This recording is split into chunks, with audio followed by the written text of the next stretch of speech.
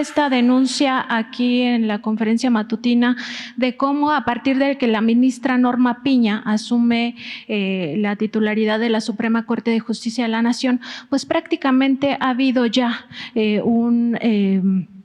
digamos, un solapamiento desde la Suprema Corte de Justicia hacia los jueces, magistrados e incluso ministros que son corruptos, porque no hay otra manera de llamarles.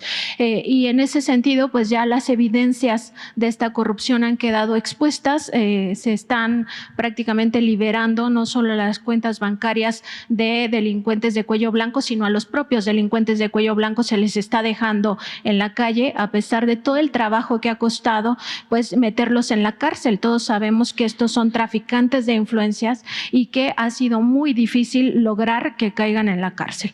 Entonces, preguntarle, presidente, si no es momento ya que desde aquí, desde esta tribuna, se dé a conocer los nombres de estos juzgadores que se han vendido al mejor postor, que son corruptos y que están haciendo todas estas liberaciones. Se ha hecho en otros momentos, pero digamos que son caso por caso. Pero aquí lo que necesitamos es conocer hasta dónde llega esta corrupción en el Poder Judicial. Está claro que la ministra Norma Piña pues no va a hacer ninguna reforma al Poder Judicial que tanto se necesita, porque ya está solapando a estos corruptos. Presidente, muchas gracias. Bueno, hay que respetar la independencia del Poder Judicial y esperar a que se lleve a cabo una reforma en el Poder Judicial en beneficio de todos y con apego a la impartición de justicia pronta, expedita, verdadera. Entonces, tiene que llevarse a cabo una reforma. Es indudable que existe mucha corrupción en el Poder Judicial, como en los otros dos poderes. La diferencia es que en el Poder Legislativo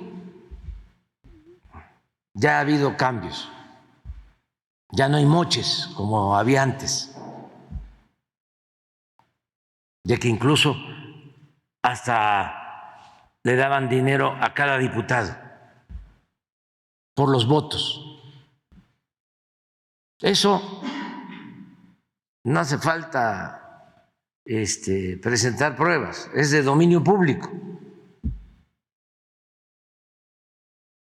Aquí podrían venir legisladores a narrarnos cuánto les daban y por qué motivo. Bueno, de manera sencilla, hemos hablado de que durante 3 años consecutivos, estando Carstens en Hacienda, aprobaron los diputados de ese entonces el presupuesto público por unanimidad. ¿Cómo lo hicieron?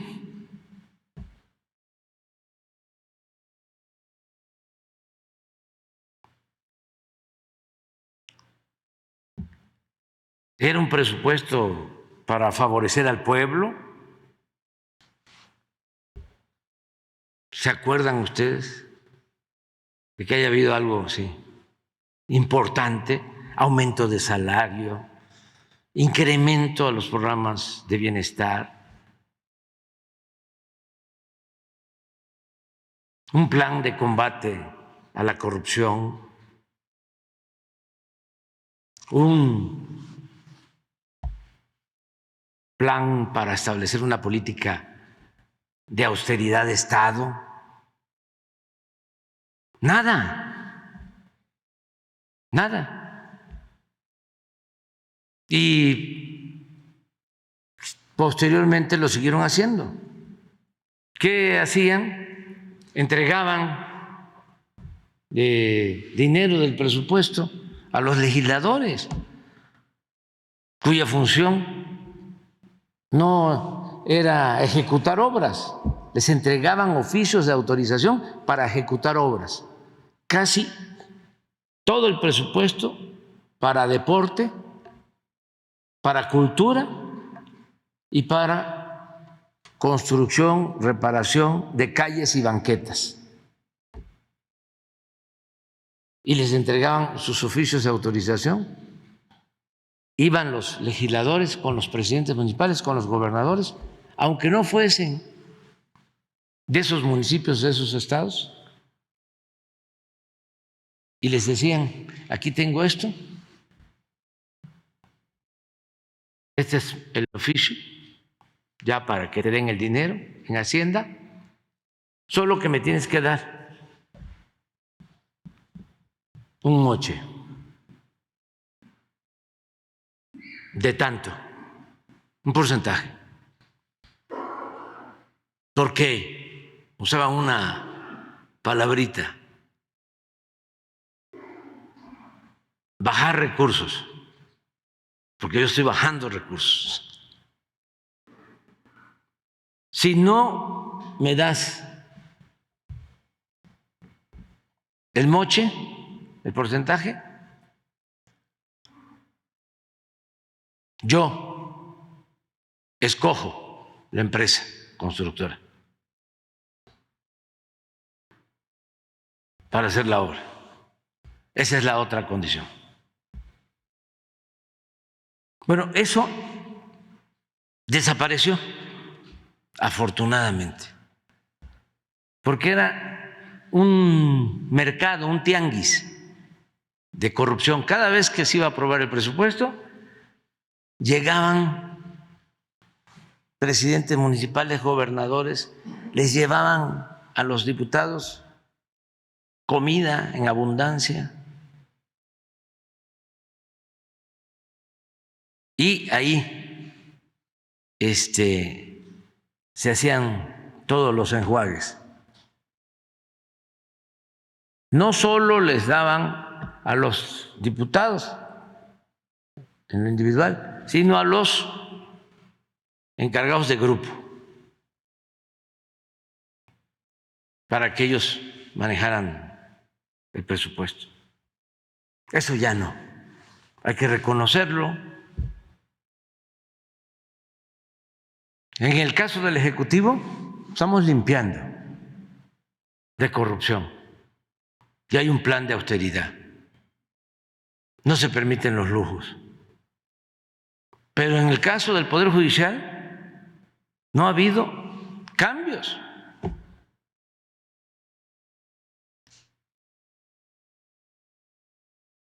Al contrario,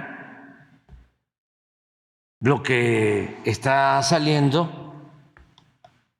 es de que se le está dando libertad a presuntos delincuentes,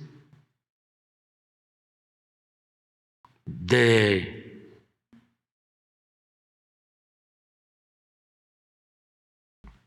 la delincuencia llamada organizada o delincuentes comunes y de la delincuencia de cuello blanco.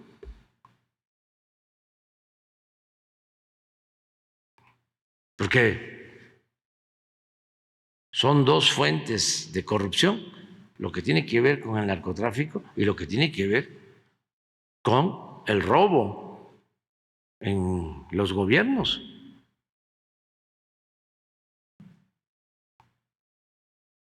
No olvidemos eso, porque a veces nada más se piensa la delincuencia, ¿no?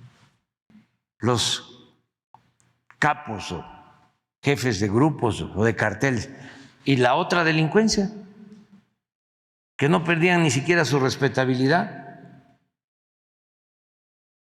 Llegaron una vez en la revista Forbes a poner al Chapo entre los 10 más ricos de México.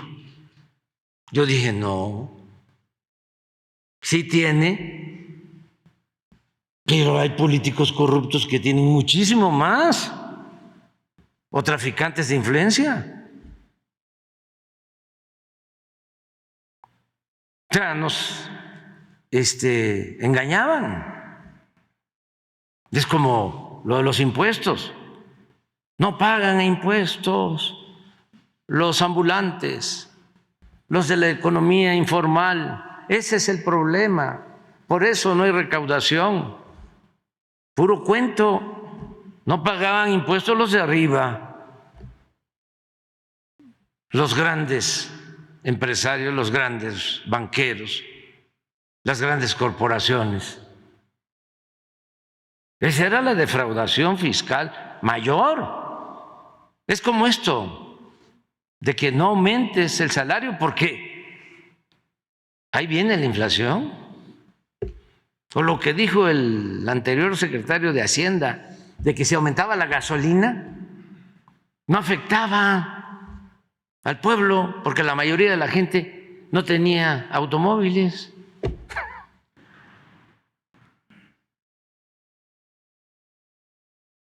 Bueno, entonces el Poder Judicial necesita una reforma. Yo no voy a poder hacerlo.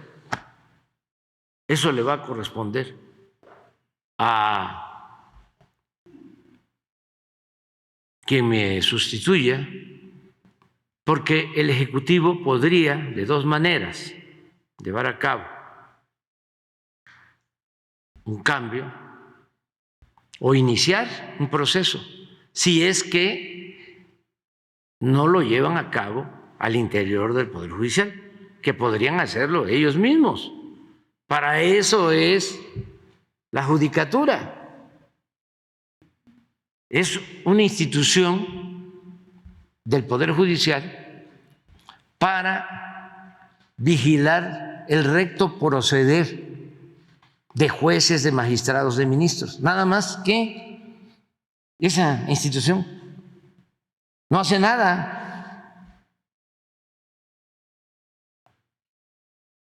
Está ahí de florero, de adorno. ¿Qué juez ha sido juzgado?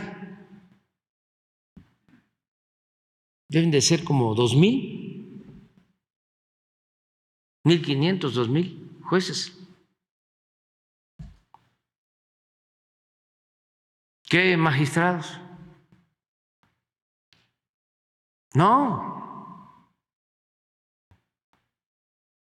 Entonces, si no se lleva a cabo la reforma al interior, hay que seguir haciendo la denuncia. ¿Y por qué pienso que el Ejecutivo podría ayudar? Primero, porque puede mandar una iniciativa al Congreso. Yo espero que el próximo presidente, sea hombre o mujer, tenga mayoría en el Congreso, cuente con la mayoría en el Congreso, que su movimiento, su partido cuente con la mayoría en el Congreso. Y no simple, como ahora, sino 2/3 partes, para que puedan llevar a cabo reformas constitucionales. Si no, ahí está la mafia bloqueando las reformas.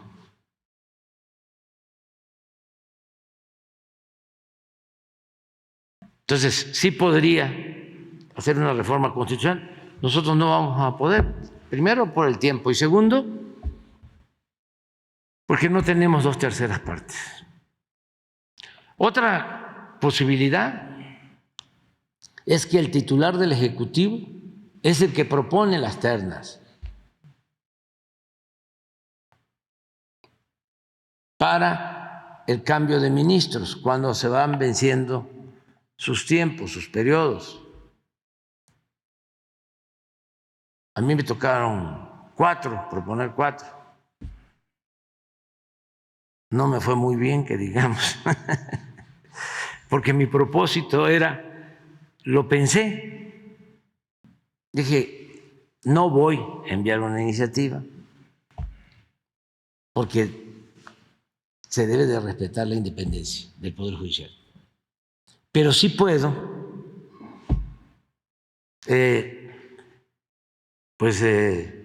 proponer 4 de 11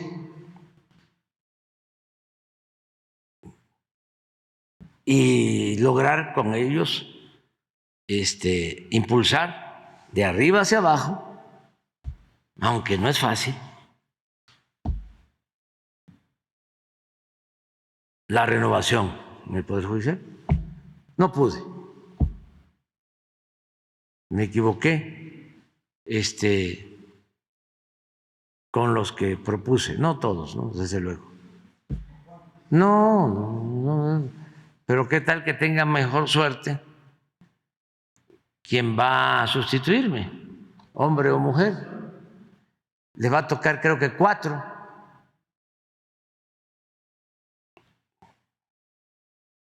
Entonces, también no es todo el Poder Judicial, eso es la Suprema Corte, nada más.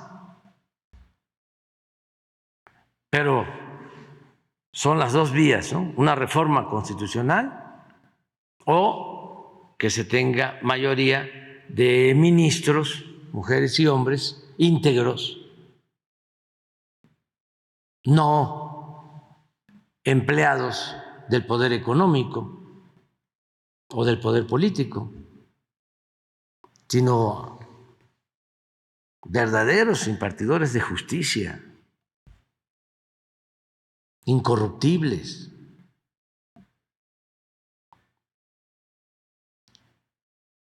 Y nosotros vamos a seguir insistiendo en que debe de limpiarse el Poder Judicial. Y lo que tú planteas, vamos a ir dando a conocer los nombres de jueces, pero por ejemplo, me comentaban, no sé si sea cierto, que hay una investigación periodística de que el fundamento que utiliza, claro que es una excusa, eso no tiene que ver con la justicia, pero para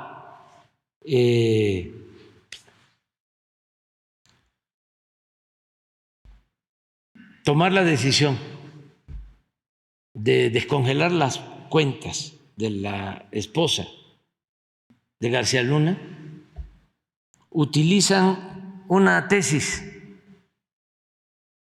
de un ministro, Medina Mora, que fue procurador y que trabajó con García Luna y con Calderón, y estuvo involucrado en Rápido y Furioso. Bueno, esa tesis, no sé si sea cierto, es la que utiliza el juez magistrado para darle la libertad a las cuentas, ¿no? O liberar las cuentas que estaban congeladas de la esposa de García Luna. Y fíjense, el argumento es que no se pueden congelar cuentas si no hay una solicitud del extranjero. O sea, una franca intromisión a la independencia y a la soberanía del país. O sea, como no lo pidieron del extranjero, no se puede llevar a cabo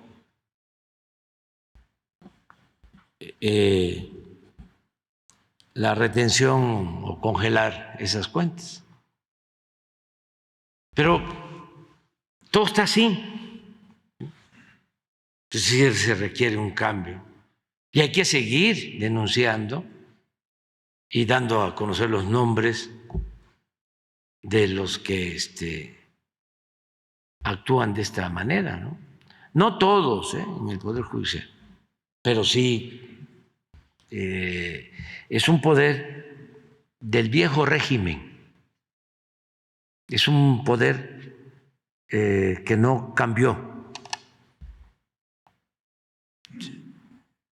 es un poder del régimen neoliberal corrupto que requiere una renovación tajante, decisiva. Ese es mi punto de vista, ¿no? Tenerlo claro. ¿Tú vas? Sí.